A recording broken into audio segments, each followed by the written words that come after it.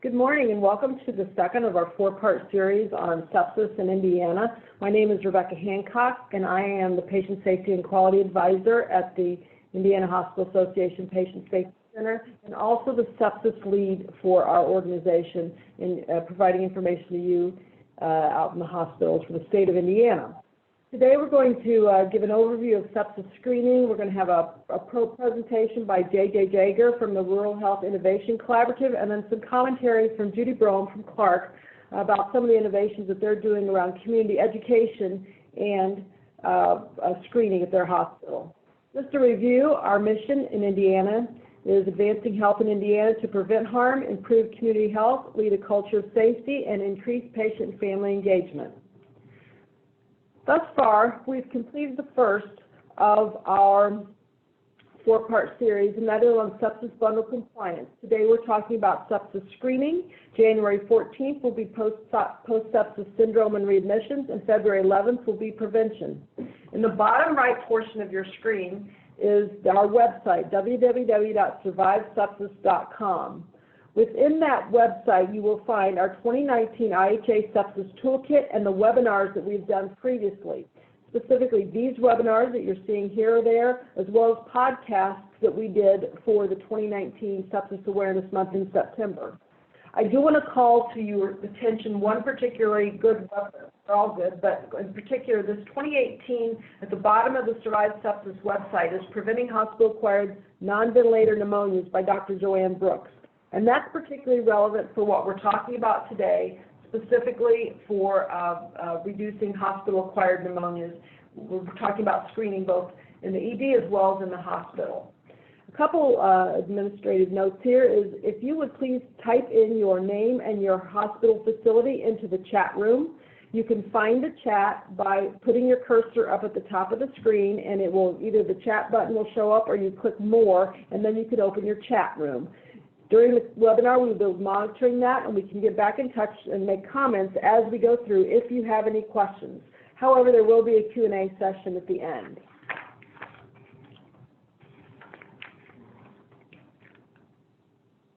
And I'm having a little difficulty advancing my slides. There we go. Just a mention of the 9 podcasts that we did in September and the ones that are relevant to today's webinar. Number 1 is Lindsay Weaver, who is a physician at IU Health Methodist. My infection becomes sepsis, which is excellent clinical education as well as patient education, 14-minute webinar. The other one is Lisa, A Widow's Journey, Grief to Advocacy, and her description of her husband as he developed sepsis and some processes in the ED that could have been done better. The last webinar podcast I want to call to your attention is Pediatric Sepsis Recognition. We are not going to go into pediatric sepsis at this time, but I'm aware that there's some statewide work going on that addresses pediatric sepsis.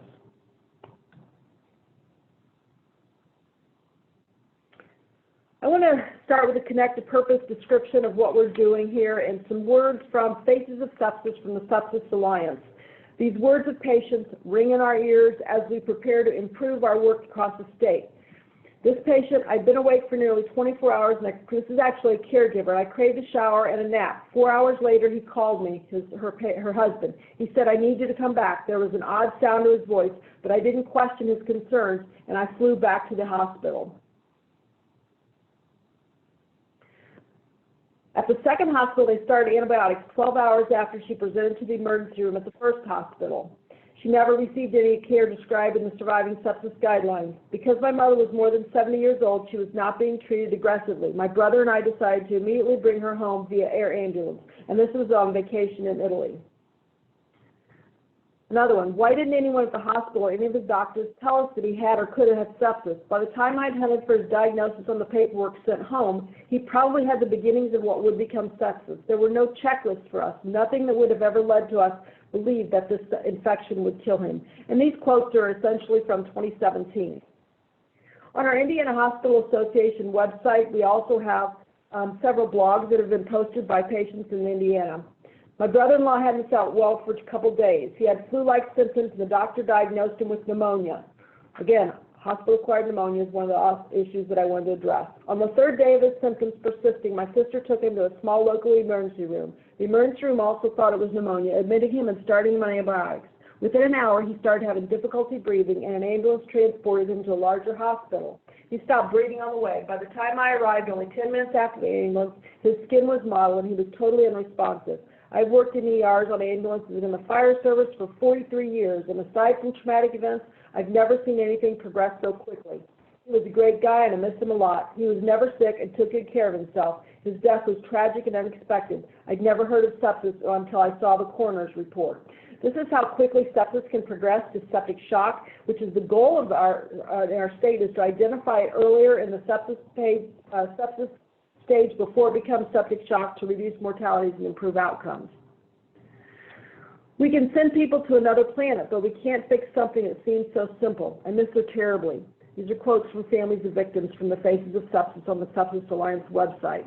I know my entire family struggles every day with what if.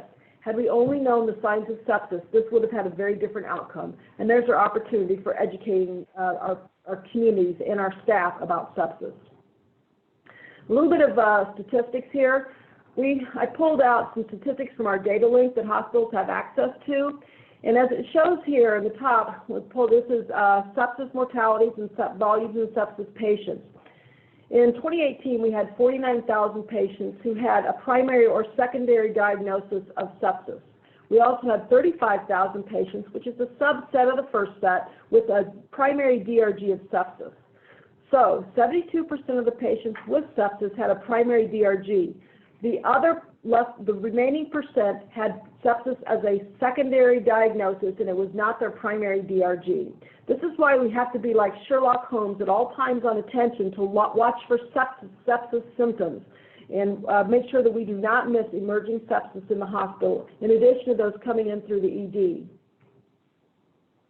What we know about post-op sepsis, and we have opportunities for reducing mortalities there, is that there's an increased risk for hospital mortality with post-op sepsis of 34 times those who did not have post-op sepsis. Per discharge impact on length of stay is 10 days, and per discharge impact on cost is $45,000. This is from IBM Watson Proven Health Analytics fact file in 2015.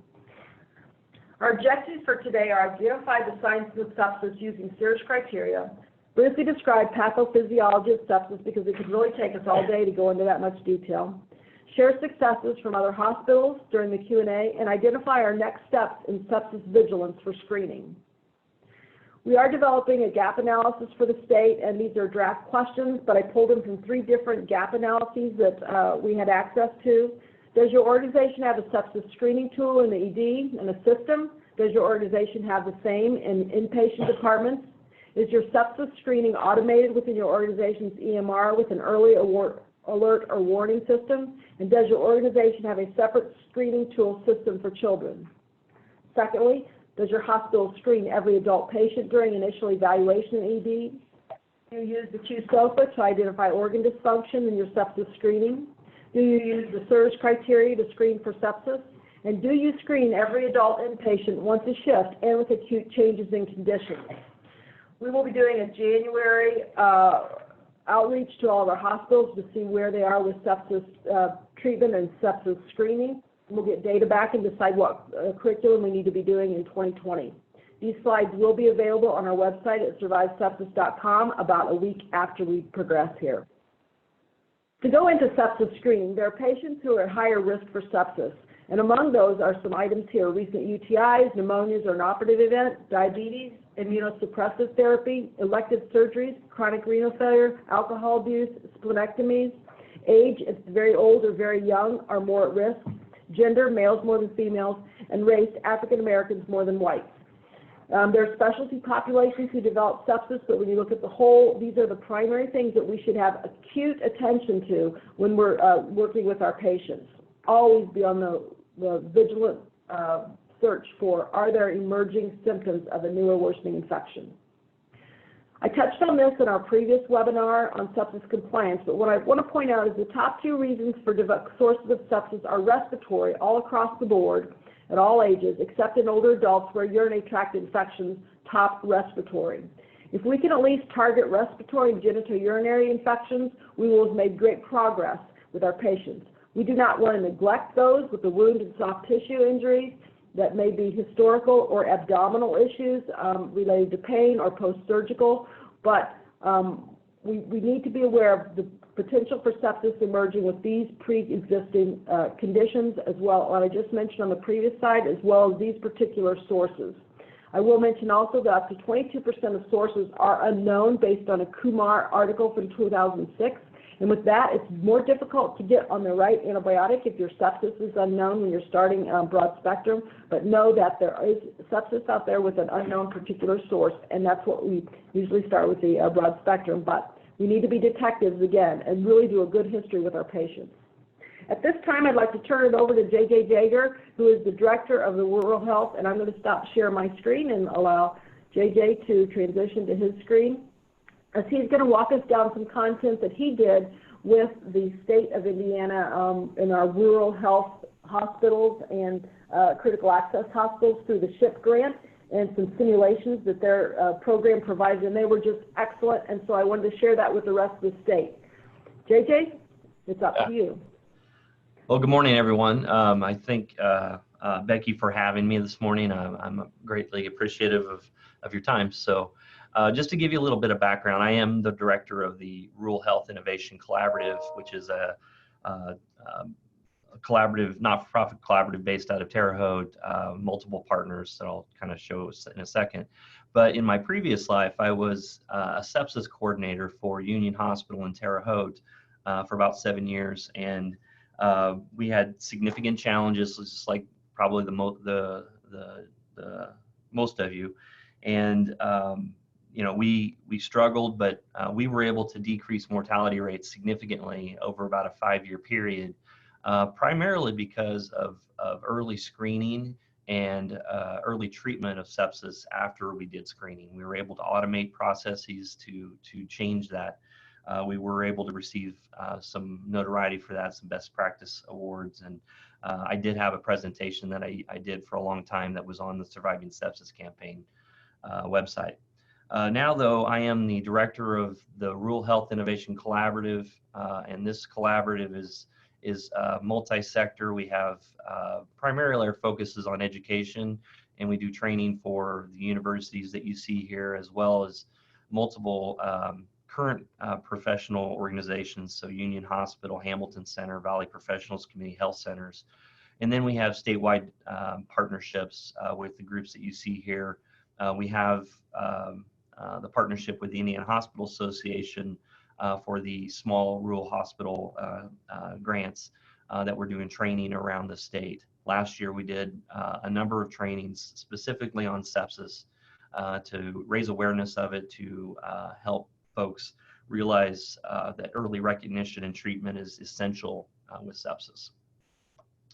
So what we're trying to do here is essentially look at the train, fix the train before it becomes a train wreck. And you know, if you can pick up on the things such as early infection, sources of infection, as well as when they morph into systemic inflammatory response syndrome type of situations, you can save organs. And that's what we're trying to do. Remember that when we think of heart attacks, we think time is muscle. When we think of stroke, we think time is brain. With sepsis, it's really time is organs. And so the quicker you recognize these things, the more organs you're going to save in the process. So let's go through a case study here. And this is an actual case of a patient that we took care of before we started our sepsis initiative. And I'll show you another one later. This is a 50-year-old woman who came into the emergency room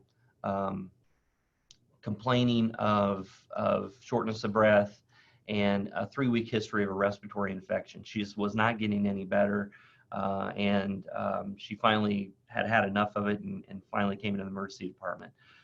Other than this situation, her history was pretty unremarkable, no smoking or anything like that. So in the ER, she had generalized weakness, malaise, warm diaphoretic skin. She was alert and oriented, but she did have shortness of breath. She had diminished breath sounds in her lower lobes. She's coughing up some yellow-green sputum, and X-ray indicated a right lower lobe pneumonia. You can see her vital signs on the left there, and you can already notice that that she does have some signs of SIRS.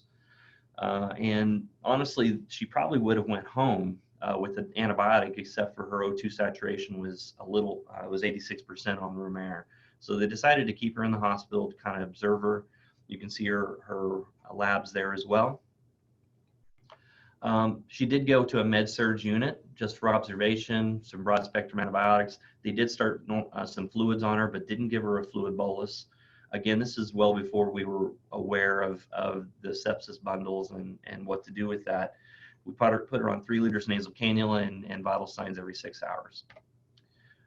By day 2, she has continued general malaise and shortness of breath, flushed skin. Her urine output is low, even though she's on 75 cc's an hour of normal saline. Her vital signs continue to be elevated. Her temperature is still up, even though she's receiving antibiotics and Tylenol. She's tachypneic, tachycardic, and her blood pressure continues to maintain normalcy. And this is something I want to address later, that if we're waiting on the blood pressure to drop, it's too late. Blood pressure is one of the last vital signs to go when it comes to sepsis and septic shock. Her white count is significantly elevated, 23.2. She has a bandemia. You know, anything greater than 10 indicates that she's using too much of her what I call her teenage white blood cell count army to fight the battle with. She's used up all of her adults, and things are starting to go awry here for her. And her kidney function is diminished here too. So at this point, we weren't doing automated sepsis screenings. The doctor would order one from time to time, but we did not do a sepsis screen. They finally did a blood culture 2 days into this. We gave her some Tylenol to help with the fever, increase her fluids up 100 cc's an hour, and just continue to observe her. By the next morning, though, she's lethargic and responding only to repeated verbal stimuli. She's hot to touch, short diminished breath sounds, coarse crackles in her bases, bronchi in her upper lobes. And now you can see how poor her vital signs are. And, you know, she had this tachycardia, had the tachypnea, had the hyperthermia already, but now she has a low blood pressure, and she's desatting even on 50% Vinimask. And of course, we wait till the blood pressure is hypotensive like this, and at that point, you know what we do. We call the rapid response team, and we send her to the intensive care unit. Unfortunately for this patient, if you would just look at the things that she already has going, she has at least an 80% mortality rate. And the reason for that is, as we know, is that each organ that you add to sepsis, you're adding about 20% to the mortality rate. And so she had significant respiratory issues. She has hypotension, she has creatinine levels that are elevated with decreased urine output, and she has changes in her level of consciousness. So at this point, she has a greater than 80% chance of dying. She was transferred to the intensive care unit, put on 125 cc's of normal saline. We put her on a vasopressor and continued to give fluids through peripheral IV. She was intubated, mechanically ventilated. About a week or so into this, she had a tracheostomy. She was put on hemodialysis, eventually hemofiltration, and vasopressors, inotropes. And of course, she gets all the prerequisite procedures, scans, and tests that we need to do to this critically ill type of patient. And you can see here she was on a rotoprone bed. She was in full ARDS. She had multiple IVs. She had some blood transfusions as well. Significantly ill patient that was in the ICU for about 15 days prior to her death. And this is very unfortunate. And if things would have been picked up earlier, perhaps there could have been a different outcome. But this is not an atypical situation. Yeah, as you know, sepsis wreaks havoc on our hospitals. It's by far a higher mortality rate than things that we really consider as problems like AIDS, diabetes, colon, breast cancer. If you would combine AIDS, breast cancer, and diabetes, or I'm sorry, prostate cancer, you wouldn't come close to the number of deaths from sepsis. We do know that it affects 1.7 million Americans per year, the third leading cause of death. And although it only occurs in 10% of hospital patients, it contributes to over half of hospital deaths. We spend a ton of money on this. And again, if you just look at the patient we just looked at, 15 days in the hospital times the amount of days in a critical care bed times the amount of scans, plus the drips and everything else, you're talking about a significant amount of money. The CDC tells us that 80% of sepsis cases actually begin outside of the hospital. And I know that within Indiana, Becky has discussed this before, that number is probably even higher than that. That 7 out of 10 patients have had some sort of health service prior to the visit that they're on right now. So they probably either saw their physician, went to a clinic, or they came to the emergency room at a different time. And we already discussed the most common types of infections. Screening is essential to all this, and that's what I'm here to talk about mostly today. There are a number of research studies out there that indicate the importance of screening, because if you're not screening, you're probably not going to be treating. These hospitals right here, these studies showed 30, 40, even up to 65% decreases in mortality rates by doing screenings in an automated way that screen all patients in your hospital setting. So essentially what we're talking about is a time-sensitive assessment and treatment for a time-sensitive situation.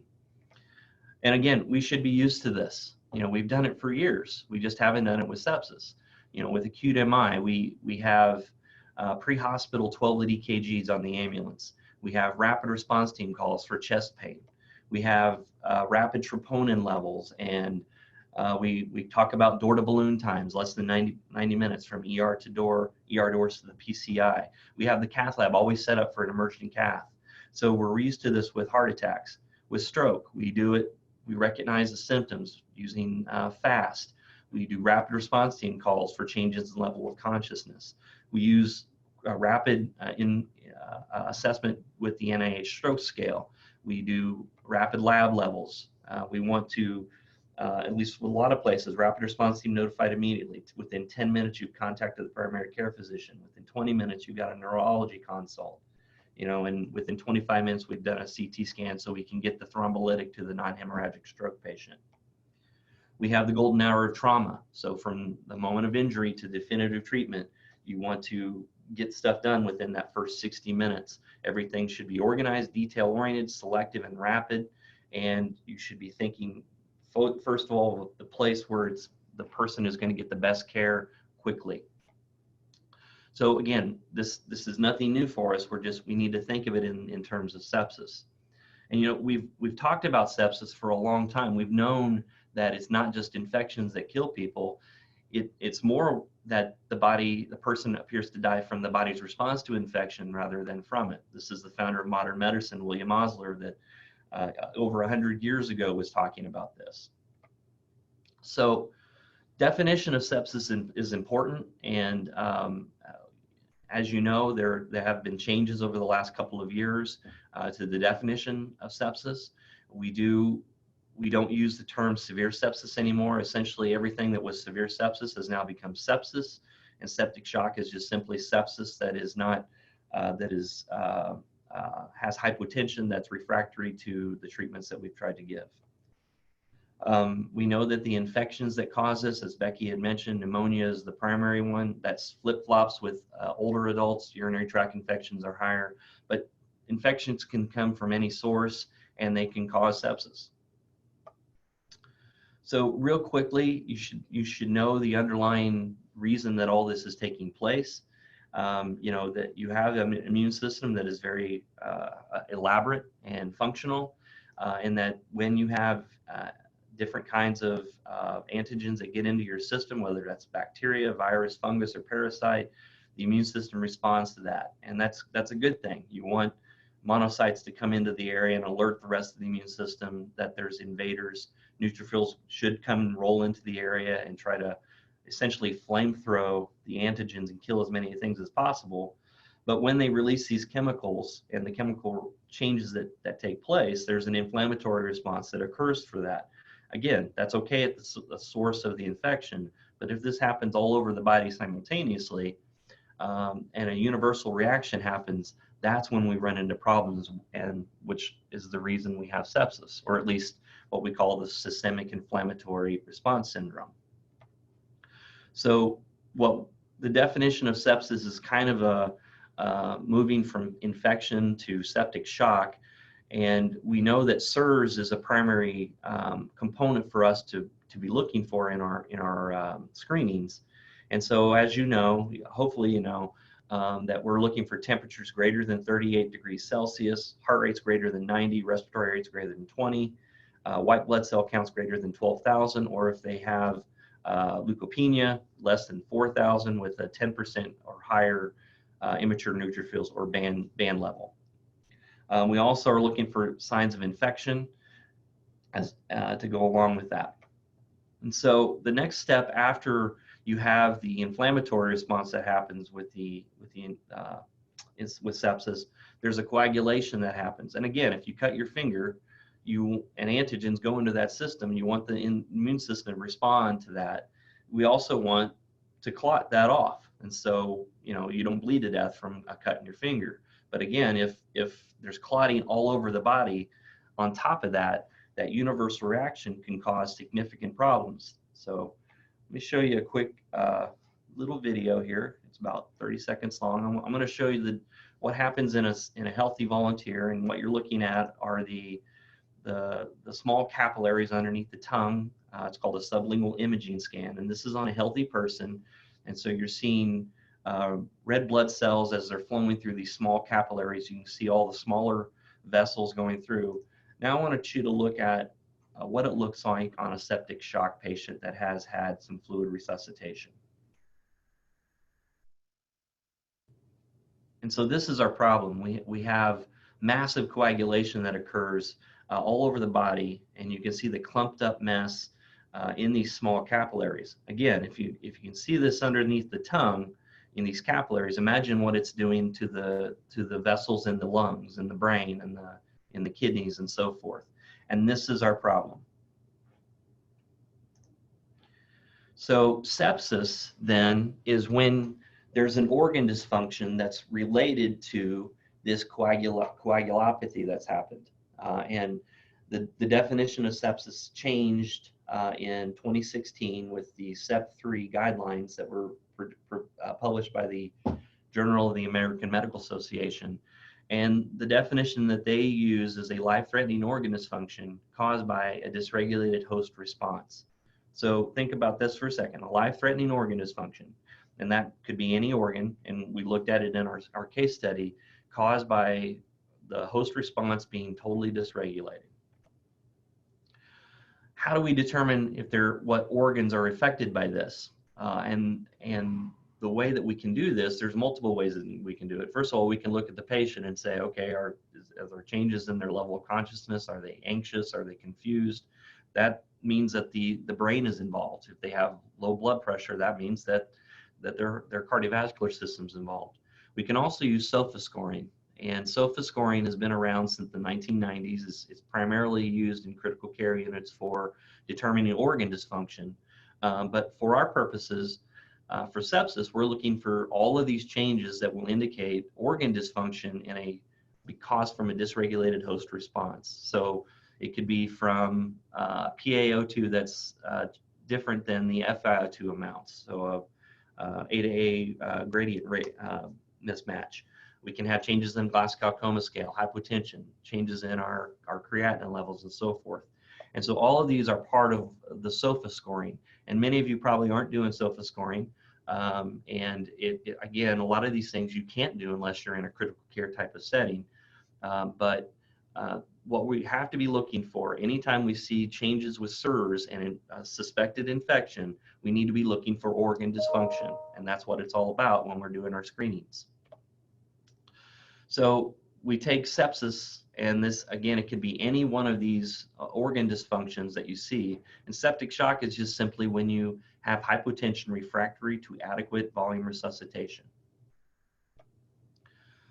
The problem for us is that we just don't have a biomarker. You know, how do we determine that every single person has sepsis if we can't just do a check on it? For heart attacks, we can do a troponin level, and if troponins are elevated, then that's indication of a heart attack.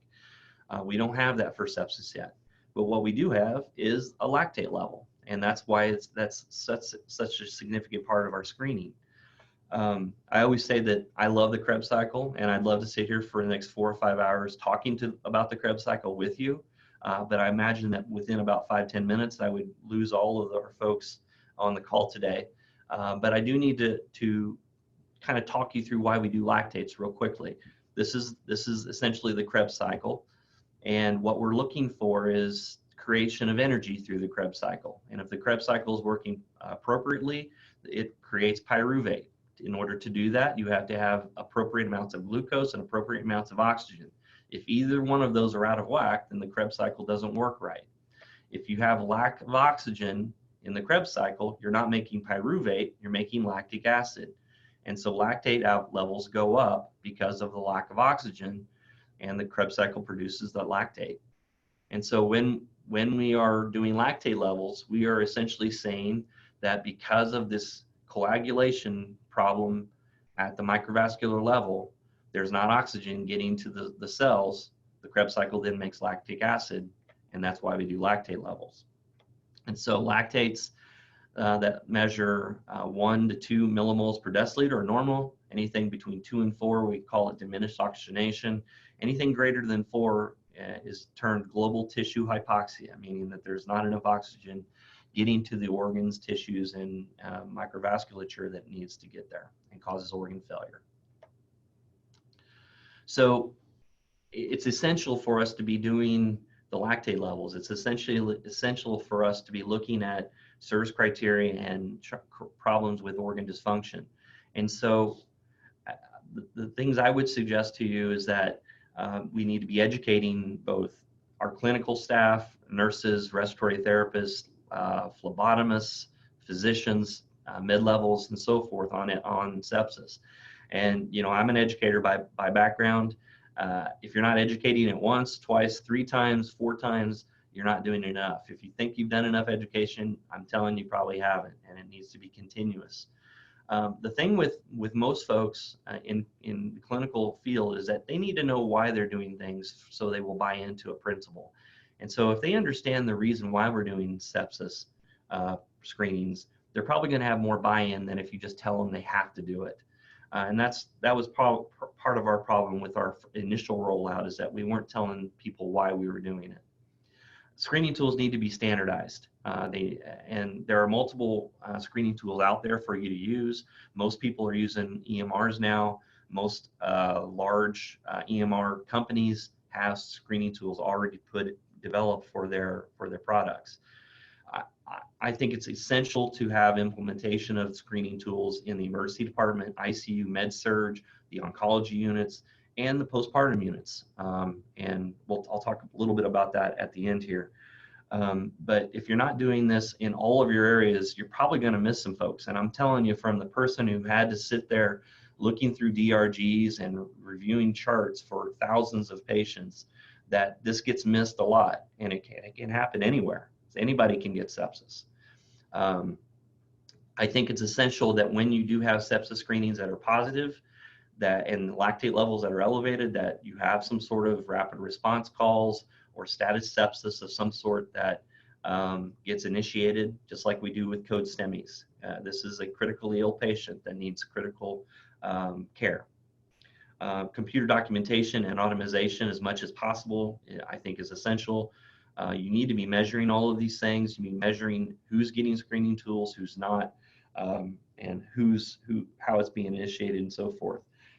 The next thing is what you're doing with the screening tools. So if you have positive screenings with lactate levels, then there should be something in place where there's a protocol for the physicians, mid-levels, and nursing staff to use when those things happen. I'm a full advocate of nurse-driven protocols for ordering lab levels and beginning bundle initiation for sepsis, because that's how most hospitals are going to be able to fight this. And then I think there needs to be auditors, mentors, super users that are watching this stuff and promoting it as much as possible. And some sort of SBAR tool that includes sepsis should be initiated at all hospitals. The screening tools, again, this is the classic one that the Surviving Sepsis campaign utilizes, that includes SIRS and looking for infection and signs of organ failure. Again, the things you're seeing down at the bottom there are just simply parts of the SOFA scoring that I talked about before. But again, if you're using a paper tool, that's fine, but most places have the ability now of doing EMR-based sepsis screenings, and I think that's the most appropriate way to go. Finally, I wanted to address real quickly the significance of maternal deaths from sepsis. People in obstetrical units are constantly worried about things like preeclampsia and postpartum hemorrhage, but the number of deaths from sepsis is much higher than that for either preeclampsia or postpartum hemorrhage. And so we need to be looking at these patients. The problem for them is simply that the SIRS criteria is different in pregnancy than it is for a non-pregnant adult. I keep on wanting to say normal adults, but pregnant people are normal too. So, but if you take a look at temperature, respiratory rate, heart rate, those are all elevated normally in pregnancy, and so we have to use a different scale for these folks.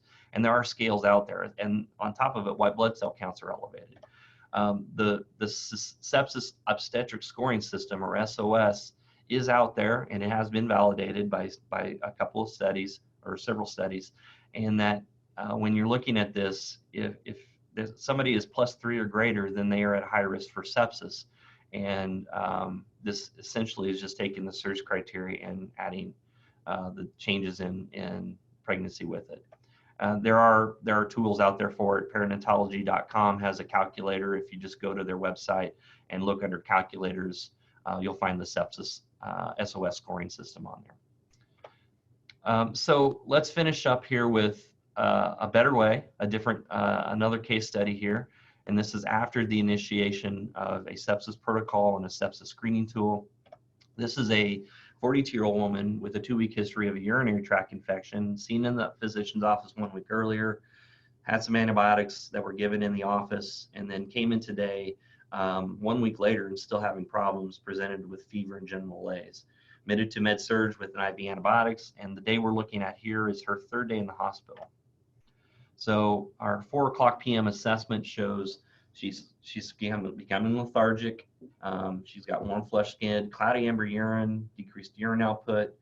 Her vital signs show that she does have positive SIRS criteria, and her lab levels show that she has an elevated white count and bandemia, and her creatinine level is elevated. So just looking at her right now, you can tell that she's positive for sepsis and that she's starting to have some changes, some organ dysfunction. She's lethargic, her creatinine level is elevated, and her lungs have diminished O2 saturations. And so the nurse recognized this, and this is an older EMR record that I'm showing you here, but the person would check off that they had a pneumonia or suspected pneumonia, and they had hyperthermia, tachycardia, tachypnea, altered mental status changes, and leukocytosis. As a result of that, a warning came up, patients at risk for severe sepsis. A stat lactate level would be automatically ordered in the computer, and that if the lactate level was greater than 4 and there was changes in blood pressure or changes in blood pressure, that the person should contact the rapid response team. And so within 30 minutes, the rapid response team had been activated because the lactate level was 4.4. There was a recommendation to transfer the person to the ICU, which they were. They had a fluid bolus with the appropriate amount of fluids, 30 milliliters per kilogram of lactated ringers. They were started on a broad spectrum antibiotic, a repeat lactate level, vasopressor drip if the blood pressure would get less than 65 mean arterial pressure, and type and cross fast for 2 units of packed red blood cells. And again, so at 1700 here, well, I'm skipping that, sorry. I'm off to the wrong part here. The next day, lactate level was 1.8, so it had dropped significantly. The creatinine level was still a little elevated, but all of her rest of her vital signs were within normal ranges. And most importantly, patient was alert and following commands. And so she remained in the ICU for 3 more days prior to transfer, and then on day 7 she was discharged from the hospital. So this is what we want. This is a total thumbs up, and this might be the only time you're ever going to see the OxyClean guy and the Fonz and Paul McCartney on the same screen, but that's the way I roll. So that's pretty much it. I think screening, as Becky has mentioned, is essential to this whole process. If you're not catching what they're doing, you're not going to treat them in a time-sensitive manner. And so with that, I will turn it over for questions.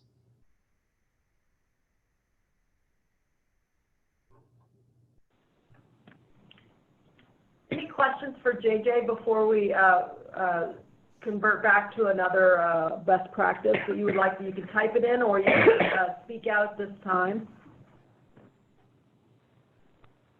You'll need to unmute your phone in order to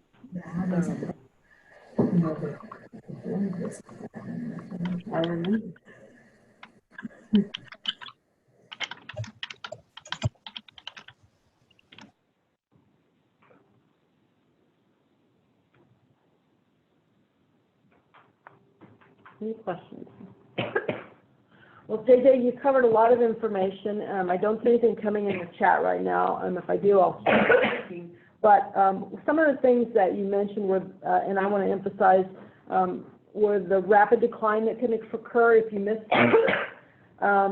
the older adults and the infants are at great risk of a rapid decline because of lower lean muscle mass where those fluids are stored, and therefore they experience a very quick drop in blood pressure that you may have missed because they don't have the same communication skills perhaps available, so which results in mental status changes. So mental status changes with our older adults and with our very young infants, very important that we are able to at least take a look one step further and consider what's causing those mental status. Could there be a new or worsening infection? And this is a little different approach for nurses right now than what previously has been done around mental status changes. And so we need to focus on, is there a new or worsening infection occurring in these individuals' mental status changes? And that is a part of the SIRS criteria. You mentioned the standardized screening tools and nurse-driven protocols, as well as validating your screening tools.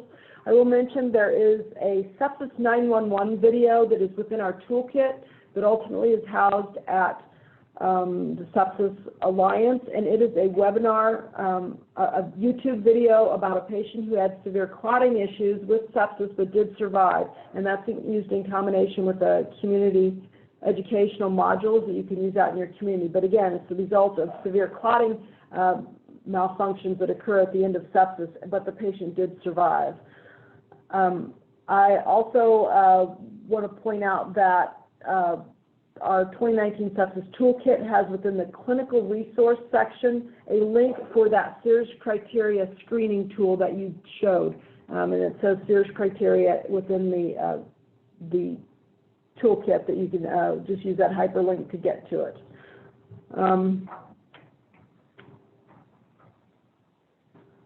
At this time, I'm going to progress to Judy Brougham. If you can unmute your phone or your computer speakers so that you can join us from Clark Memorial with some commentary about what you are doing for sepsis at Clark.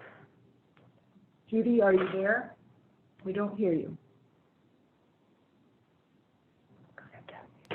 Can you hear me? Now we can hear you, Judy. Go ahead. Okay. And if everyone else would please mute their phones.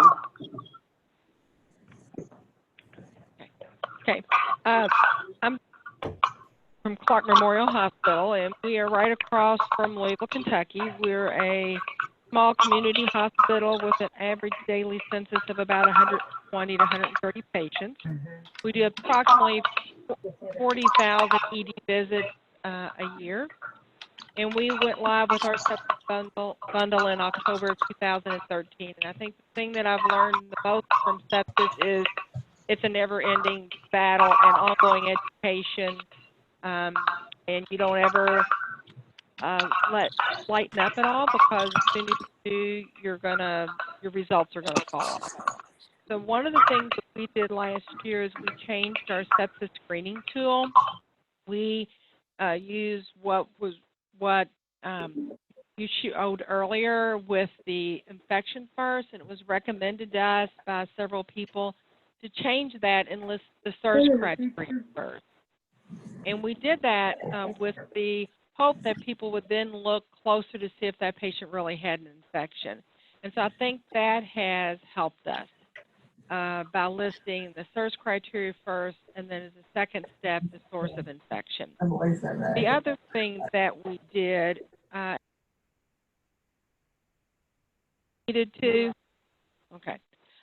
the other thing that we did is we went back and for the screening criteria for organ involvement, we added mental status changes back in because we really felt, especially in the med-surg areas and the older population, that we were going to miss people being called for code sepsis, because with the organ involvement, our process is that a code sepsis is called in the med-surg area.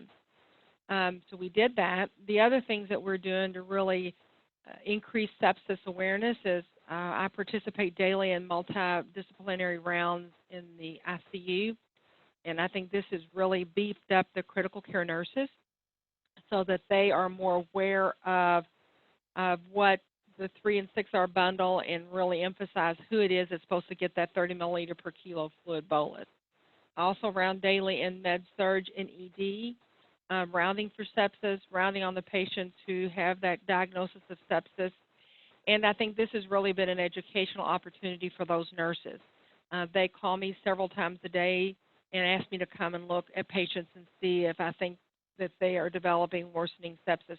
This morning before 9:30, I'd already been called to ask to look at 2 patients. The other exciting thing that we're doing is we have partnered with a long-term care facility that is very close to our hospital, and we are their primary hospital that they send their patients to. And we have gone in and done education on sepsis prevention, education, and also implemented a bundle with a process specific for that institution, so that when they have someone who has mental status changes and has that positive stop and watch, that from there is a process in place where they do an assessment, sepsis screening, and complete the SBAR and contact that healthcare professional. And so we are completing the in-services for that this week, and then we will start looking at our audits to see if we're seeing an increase in the number of stop and watches and the paperwork that is a domino effect from that. So that's some of the things that we are doing here.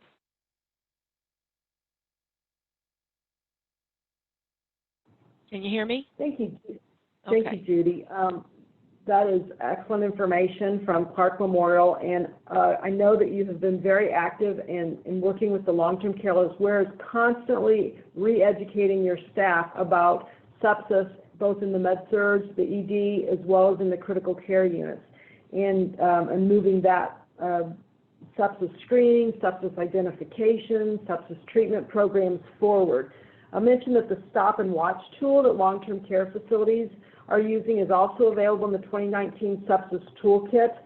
There's a hyperlink for that. It is Inspect, Stop and Watch, and the whole idea of Stop and Watch is that anyone in the facility can take a look at the patient, and if they're concerned about what they're seeing, we heard a description yesterday of a physician's mother who always said her rosary every single day in an extended care facility, and someone noticed, one of the environmental services workers noticed that she was not able to say the rosary and was not even interested in it that morning, and they knew immediately that something was up.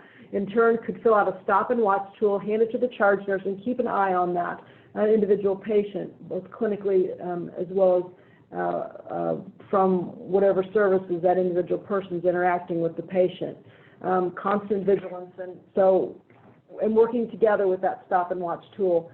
The ultimate goal here is to reduce time to treatment from the symptom onset to identification to the first antibiotic and infusion of the fluids for the sepsis bundle. I'd like to, at this time, Move my slides forward. And before we open it for some more Q&A, a call to action is assess your emergency department and your inpatient areas for sepsis screening and rapid treatment processes. That's a big global statement right there, but what are you doing and what do you need to improve in order to move care for sepsis patients forward? We asked in September, using the Sepsis Toolkit, to plan a community education event to reduce time to treatment.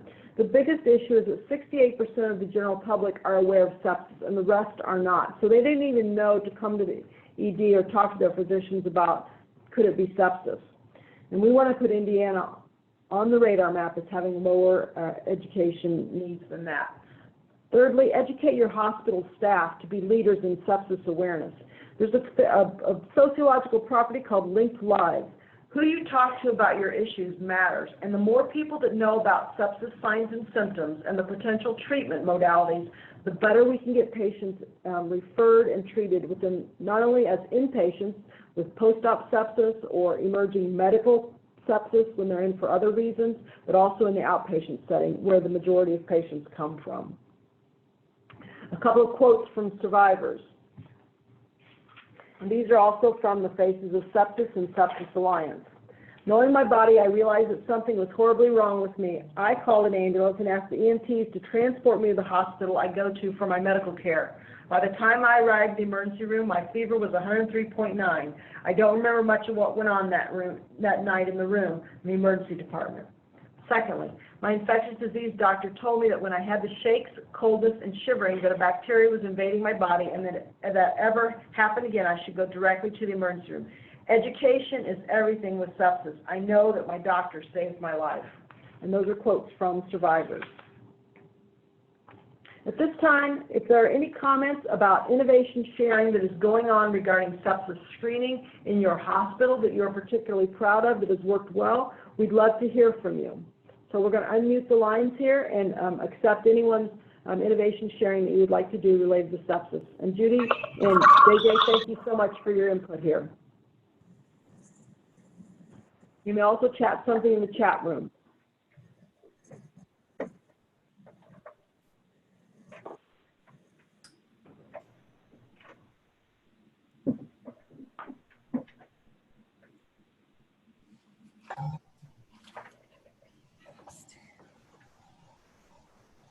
Slightly reticent bunch. We're not hearing anything. Please check that your microphones are unmuted if you want to share something.